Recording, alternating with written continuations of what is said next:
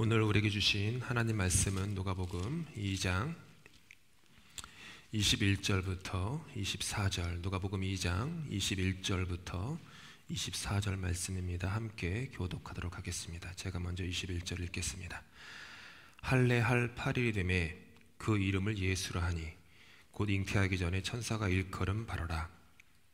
모세의 법대로 정결 예식의 날이 참에 아기를 데리고 예루살렘에 올라가니 이는 주의 율법에 쓴 바 첫 해에 처음 난 남자마다 주의 거룩한 자라 하리라 한 대로 아기를 주께 드리고, 또 주의 율법에 말씀하신 대로 산비둘기 한 쌍이나 혹은 어린 집비둘기 둘로 제사하려 함이더라.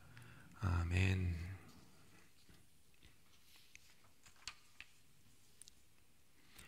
어린이라고 하는 단어의 옛말은 최초 그 기록은 15세기까지 거슬러 올라갑니다. 15세기 문헌에 처음 등장해요. 어린이라는 단어가. 그거는 이제 어리라고 하는 어미에다 거기 단어에 니은이 붙고 그 다음에 아이의 뜻을 가진 아가 결합된 단어입니다. 그래서 어린 아, 이게 원래 한국어입니다. 어리라는 말은 어리석다라는 뜻이었습니다. 그래서 어린이는 어리석은 아이라는 뜻으로 오랫동안 사용되어 오다가 이제 근래에 돼서야 이제 나이가 이제 어린 아이 이렇게 바뀌게 되었죠. 반면에 어른은 얼우다라는 단어에서 니은이 결합된 얼운이 이제 원래 한국어입니다. 얼우다라는 것은 남녀가 몸을 합한다라는 것으로, 즉 결혼한 사람을 뜻했습니다. 한국에서도 조선이죠.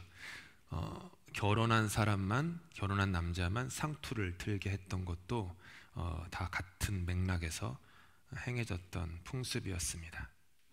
결국 어른이라고 하는 것은 몸과 마음이 성숙해서 자기 일에 책임을 지는 사람을 어른이라고 우리는 말합니다. 여기서 방점이 어디에 있냐 하면 나이에 많고 적음에 있지 않고 성숙함이라고 하는데 방점이 찍힙니다. 그리고 성숙의 가장 중요한 지표는 그 무엇도 아닌 순종입니다.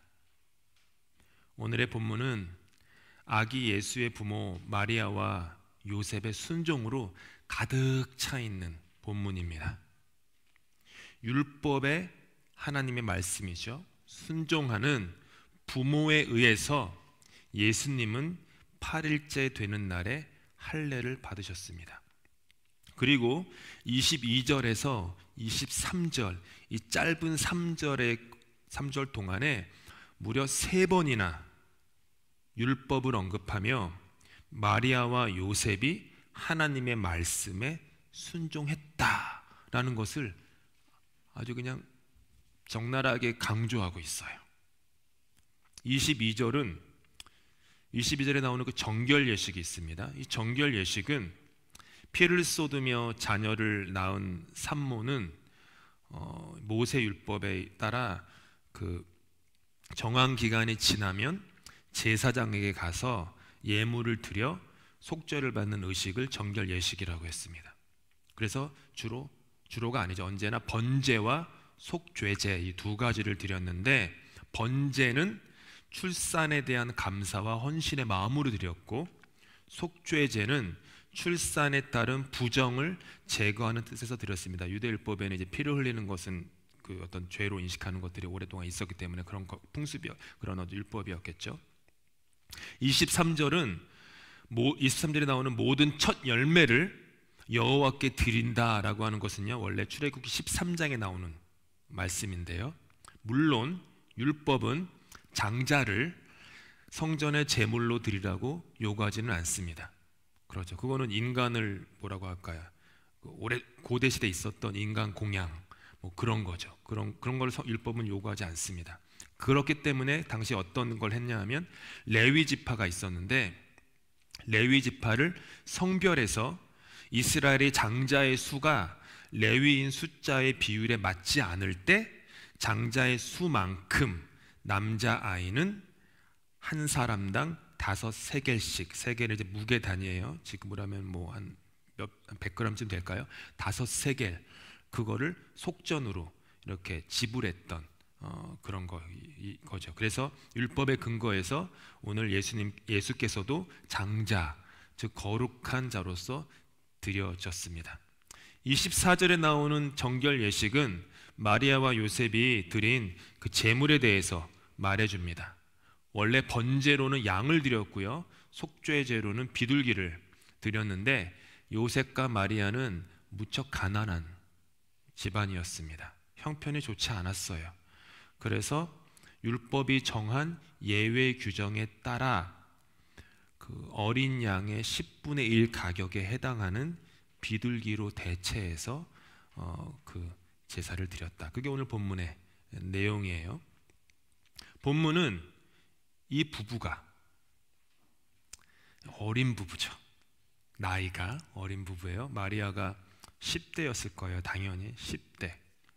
요셉은 뭐 많이 잡아도 20살이 됐을까 말까. 이 두 부부가 철저하게 말씀에 순종하는 모습을 우리에게 말해줍니다. 22절에 이렇게 말해요. 모세의 법대로. 23절에 이는 율법에 쓴 바. 24절에는 주의 율법에 말씀하신 대로. 그리고 이 부부의 순종이 23절 뒷부분에 가장 잘 표현돼요. 하리라 한 대로. 말씀에서 하리라 한 대로, as it is written. 그렇게 그들은 순종했다. 어린아이에게 혹은 선생님이 학생에게, 부모가 자녀에게 이런 말을 할 때가 있어요. 얘야, 너 참 말을 잘 듣는구나. 너 어쩌면 그렇게 말을 잘 듣니? 제가 이제 우리 이한한테, 이한아, 너 이렇게 어떻게 아빠 말을 잘 듣니? 이렇게 얘기할 때가 간혹 있습니다. 그것은요, 그 아이가 듣기를 잘한다라는 뜻이 결코 아니에요. 그 말의 참뜻은 그 아이가 말씀에 순종을 한다라는 뜻이에요. 그렇죠? 만약 예수님께서 여러분에게 성탄의 밤에 찾아오셔서, 동희야, 뭐 김집사, 직분을 부를 것 같진 않지만 무슨 장로 뭐 이렇게 뭐 부르시면서 넌 참 내 말 잘 듣는구나, 이렇게 한번 상상해 보세요. 넌 참, 꿈속에 주님이 나타나셔서 동희야, 넌 참 말을 잘 듣는구나. 이게 무슨 뜻이죠? 동희야, 너는 청력이 참 좋구나, 이 뜻이 아니죠.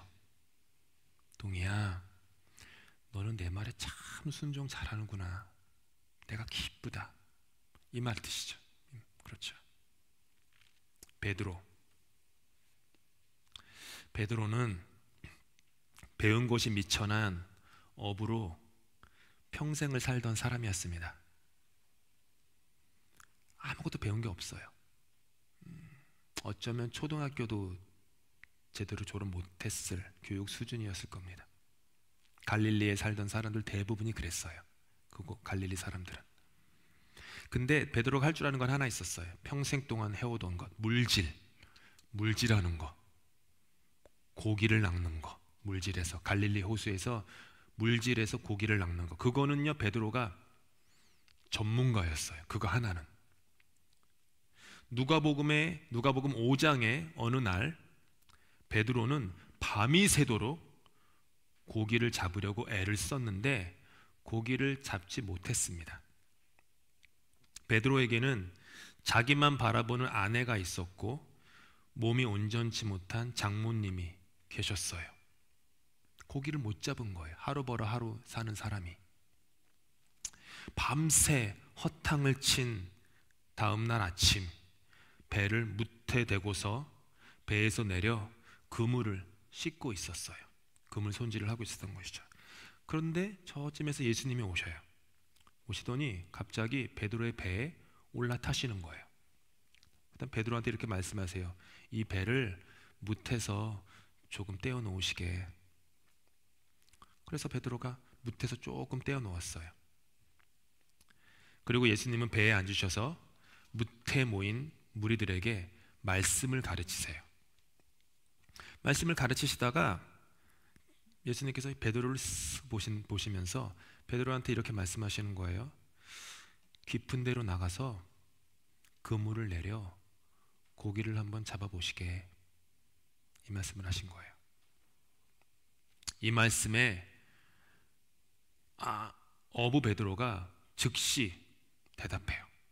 선생님, 우리가 밤새도록 애를 썼는데 아무것도 잡지 못했습니다. 그런데 선생님의 말씀을 따라 그물을 내리겠습니다. 베드로는 아무것도 배우지 못했던 일자무식 베드로는 순종했어요. 그리고 그물이 찢어질 정도로 고깃대가 걸려들었습니다. 잘 생각해 보셔야 돼요. 이 상황을. 베드로는 평생토록 물질만 하던 전문 어부였어요. 예수님은 30세 되기까지 목수 일만 하시던 목수셨어요.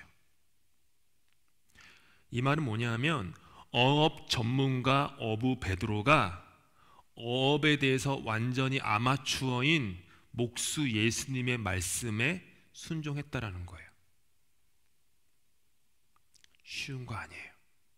내 전문 분야인데 이거는 내가 평생 동안 공부해서 학위도 있고 나만큼 아는 사람이 어디 있어? 그런데 아마추어가 와선 나에게 어떤 조언을 하는 거잖아요. 밤새도록 했는데 못했는데 다른 데 가서 그물을 내려보라니. 저희 보통 일반 사람 같으면은 당신 보니까 목수 아니냐, 목수가 무슨 어업을 아냐, 괜히 이상한 말 하지 말고 딴 데나 가라고 이러겠죠. 근데 베드로는 그러지 않았어요.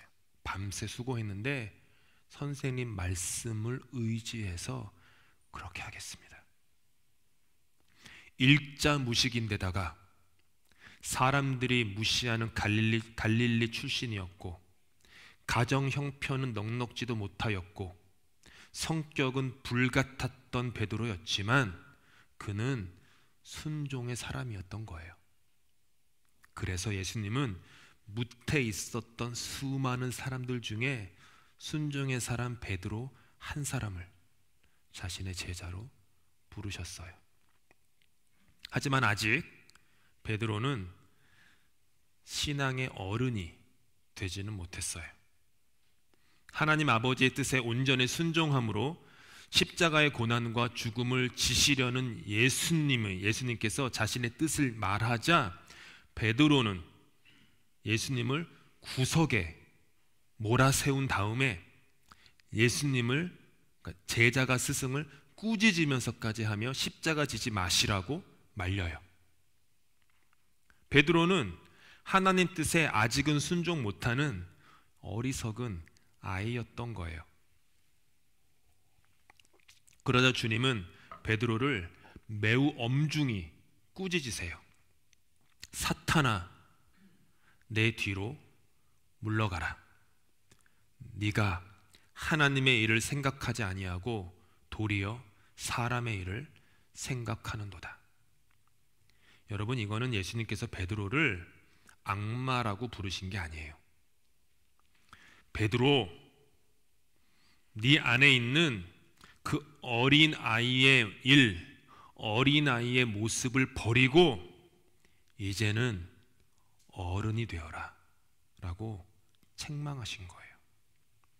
결국 베드로는 주님을 저주까지 해가면서 3번 부인함으로 배반하죠.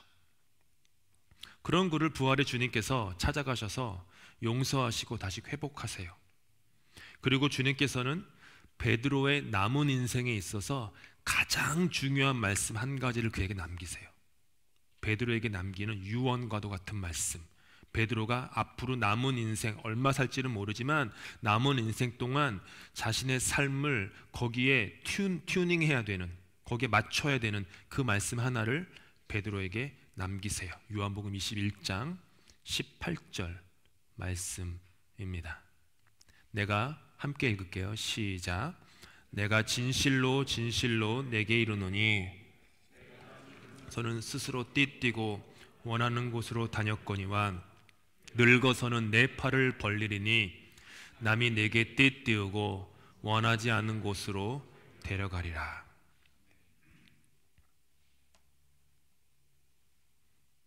현대인이 들으면 불편할 수 있는 말씀이에요. 우리는 이 반대를 원하죠. 솔직히 가슴에 손을 얹고 생각해 보세요. 이 반대가 좋지 않겠어요? 근데 예수님의 뜻은 뭐였냐면 남이 시키는 대로 이리저리 끌려다니는 인생을 살아라, 그 뜻이 결코 아니었어요.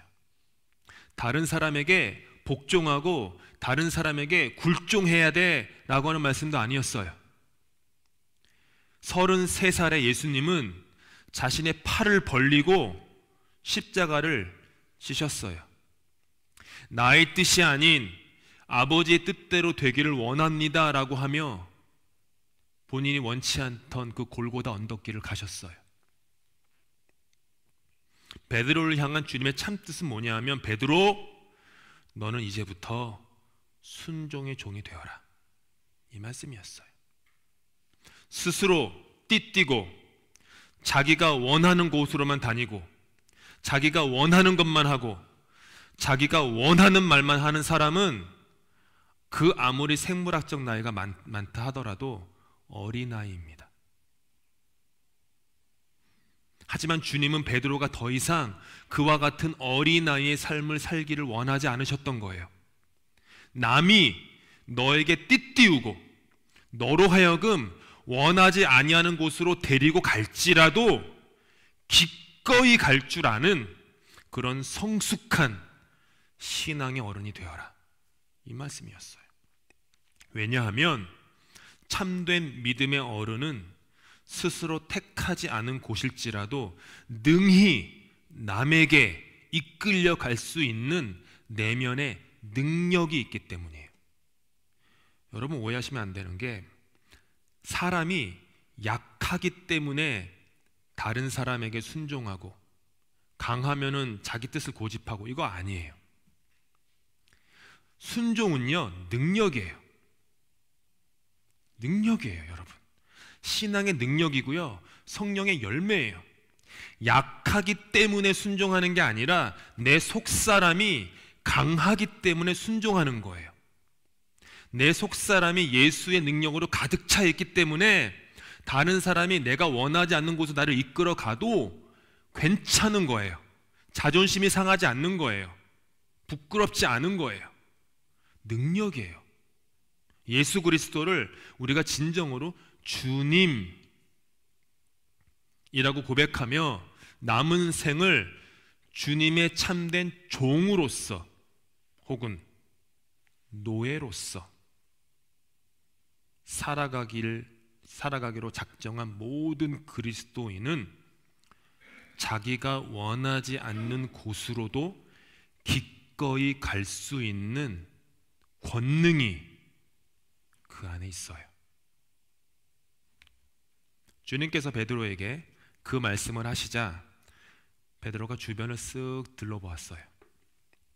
그러자 문득 자신의 오랜 동료이자 강력한 라이벌이었던 사도 요한이 눈에 들어왔어요. 그래서 베드로가 주님께 질문을 합니다. 주님, 이 사람은 어떻게 되겠사옵나이까? 어른이 되라고 주님이 부르셨건만 베드로는 다시 어린이가 되고 있었던 거죠. 그러니까 성경이 점잖은 말로 써놔서 그렇지, 주님, 쟤는요, 주님 저한테 원하지 않는 곳으로 가고 내가 원치 않는 죽음을 당한다고 지금 예언해 주셨는데 오케이, I accept. 오케이, 할 수 없죠. 뭐 주님이 말씀하시면. 쟤는요, 주님이 나를 부르, 주님 저기 저 장로는요, 저 집사는요, 저 같은 경우는 저 목사님은요, 저 전도사님은요, 다시 어린이가 되고 있는 거예요. 주님이 다시 베드로를 어른이 되라고 부르세요. 내가 올 때까지 너의 동료이자 너의 경쟁자인 사도 요한을 오래 살게 할지라도, 그 뜻이에요. 너에게 무슨 상관이냐? 그게 도대체 너랑 무슨 상관이냐? 너는 나를 따르라. 너는 너가 걸어가야만 할 네 인생의 부르심의 삶을 살아라. 다른 사람 탓하지 마며 다른 사람과 비교하지 말며 너의 길을 가라. 성숙한 어른이 되라 라는 말씀이셨어요. 여러분, 어린아이는요, 제가 생물학적 나이를 말하는 게 아니에요. 영적인 어린아이는 남에게 자기를 부인하라고 말해요. 그리고 남에게 자기 십자가를 지라고 말해요. 근데 진정한 신앙과 믿음의 성숙한 어른은 남 탓하지 않고 남과 비교하지 않고 자기 스스로 자기를 부인하고 자기 십자가를 지고 자기의 길을 순종으로 따라가요. 묵묵히 자기에게 향하신 하나님의 부르심을 순종으로 살아가죠. 그래서 예수님께서는 배운 사람, 똑똑한 사람, 정치 센스가 좋은 사람, 권력 있는 사람, 돈 많은 사람, 출신 좋은 사람, 율법 잘하는 사람, 학위가 뭐 많은 사람, 그런 사람 부르시지 않으세요. 순종하는 사람, 다른 말로 하면 성숙한 사람, 다른 말로 하면 어른 될 준비가 되어 있는 사람을 부르세요. 예수님의 제자들은 아무것도 배운 사람들이 없는데 다 그런 순종의 사람들이었어요. 왜 하나님께서 저와 여러분에게 말씀에 순종하는 어른이 되라고 부르시는 걸까요? 지금 제 말씀을, 제 설교를 저한테 순종하라고 들으시면 안 돼요. 혹시라도 저는 그런 마음이 하나님 앞에 털끝만큼도 없습니다. 하나님께 순종하라는 말씀이에요. 가끔 이렇게 마음이 꼬이면 곡해하시는 경우들이 있는데 하나님 말씀이에요. 하나님께서 왜 저와 여러분에게 하나님 말씀에 순종하라는 어른이 되라고 부르시는 걸까요? 여러분, 저를 포함해서 우리가 착각하는 게 있는데 간혹 우리는 하나님이 나의 도움이 필요해 라는 착각을 할 때가 있어요. 여러분, 하나님은요, 죄송하지만 여러분의 도움이 조금도 필요하지 않으세요. 진짜예요. 하나님은요, 여러분의 봉사가 조금도 필요하지 않으세요. 하나님은 여러분의 헌신이 조금도 필요하지 않으세요. 우리가 하나님의 말씀에 순종하지 않는다고 해서 하나님은 터럭만큼의 손해도 보지 않으세요. 우리가 하나님 말씀에 순종하지 않는다고 해서 하나님의 나라의 벽돌이 하나라도 없어지지 않아요. 왜요? 하나님은 조금도 부족함이 없는 전능하신, 부재하신 하나님이시기 때문이에요. 하나님이 나에게 동의야, 너 순종해라 라고 말씀하시는 이유는 하나님이 뭔가 부족하기 때문에 그 결핍된 것을 저보고 채우라는 말씀이 아니라 저에게 순종을 요구하시는 것은 저를 위해서예요. 나를 위해서, 저예요. 하나님을 위해서 순종하라고 하면 그것처럼 무거운 게 없어요. 다른 사람을 위해서 순종하는 것, 교회를 위해서 짐을 지려면 무겁기 그지없는 부담에 지나지 않죠. 하지만 나를 위해서 말씀에 순종하는 것이라면 그 짐은 가벼운 거예요. 말씀에 순종하는 것이 결국에는 나를 살리는 것, 나를 일으키는 것, 나를 자유케 하는 것, 나에게 참으로 충만한 행복을 주는 것을 믿을 때 나의 순종은요, 가벼워져요. 그래서 주님께서 우리에게 이렇게 말씀하신 거예요. 나는 마음이 온유하고 겸손하니 나의 멍에를 메고 내게 배우라. 그리하면 너희 마음이 쉼을 얻으리니, 이는 뭐라고요? 내 멍에는 쉽고 내 짐은 가벼움이라. 순종을 통해 우리는 조금씩 신앙이 성숙한 어른이 되어갑니다.